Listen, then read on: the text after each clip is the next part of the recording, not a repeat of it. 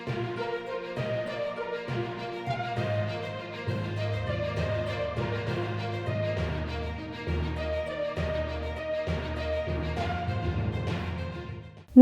आप देख रहे न्यूज प्लस 21। मैं हूं प्रियांशा। प्रदेश के स्वास्थ्य मंत्री टीएस सिंहदेव ने उन पर सरकारी जमीन हथियाने का आरोप लगाने वालों पर पलटवार किया है। उन्होंने कहा है कि कुछ वैसे ही लोग हैं जिन्होंने झूठा और फर्जी आरोप लगाया था कि उन्हें मेरे से जान का खतरा है। देखिए सिंहदेव ने और क्या कुछ कहा। आरोप है और दुर्भाग्य है, प्रजातंत्र का एक स्वरूप है कि कोई कुछ भी बोल सकता है। ठीक है, नियम है, कानून है, मानहानि के दावे हो सकते हैं, किंतु दुर्भाग्य ये होता है कि पहले कह के एक वातावरण, गलत प्रकार का वातावरण बनाने का लोग प्रयास करते हैं।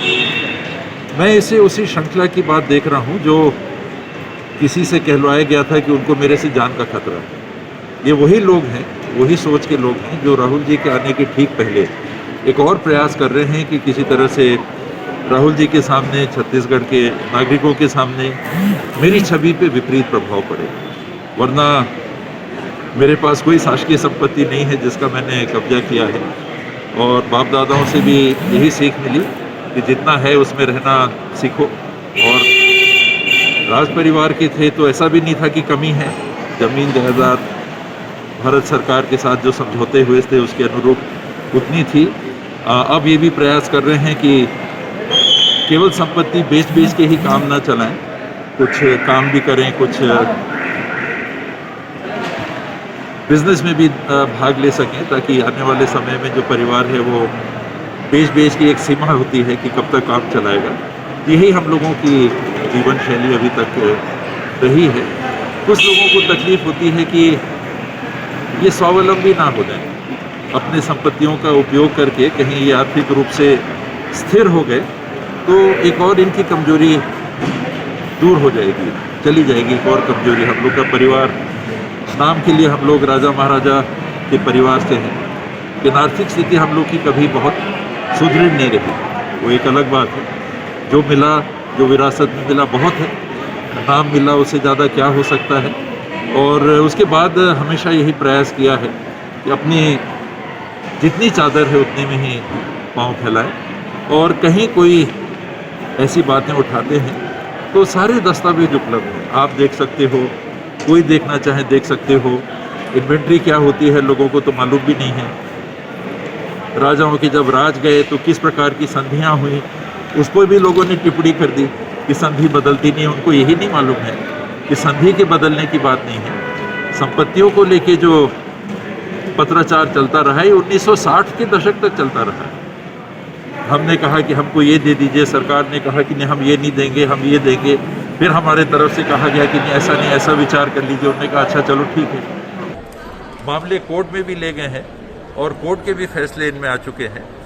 उस तालाब के संबंध में भी नेशनल ग्रीन ट्रिब्यूनल की बेंच में स्वयं ये व्यक्ति जिन्होंने चिट्ठी लिखी है ये ले गए थे उस मामले को, और वहाँ से स्पष्ट फैसला आया है। आपके पास नहीं होगा तो मैं कॉपी उपलब्ध करा दूंगा, आप देख लेना, लोगों को भी बता देना।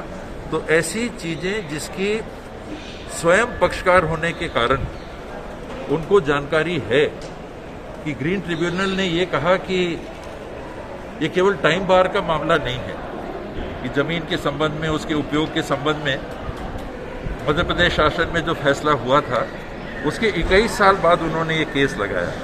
तो कोर्ट ने ये कहा कि केवल टाइम बार का मामला नहीं है कि 21 साल हो गए, तथ्य भी उसके ऊपर भी उन्होंने कमेंट किया, स्पष्ट डायरेक्शन दिया कि कलेक्टर ने जो निर्णय लिया है ये एकदम सही है। उस फैसले के ऊपर इन्होंने रिव्यू पिटीशन लगाया, वो भी समय बीतने के बाद। उस पर भी कोर्ट ने कहा कि 30 दिन का समय था, 78 दिन में ये लगा रहे हैं। प्रश्न इसका नहीं है कि देर से क्यों लगा रहे हैं, हम फिर कहते हैं कि जो तथ्य थे मूल वो सही हैं। जो कलेक्टर ने निर्णय लिया वो एकदम सही है, हम उससे सहमत हैं। तो दोनों आधार पे कोई केस नहीं बनता। देर से भी लगा रहे हैं, टाइम बार की बात छोड़िए, मेरिट्स पे भी उन्होंने, कोर्ट ने ऐसी बात कही। लेकिन राहुल जी आ रहे हैं, टीएस बाबा को नीचा दिखाना है, कोई ना कोई षड्यंत्र करना है। टीएस बाबा ने जान से मारने की कोशिश की, वो बात नहीं चली।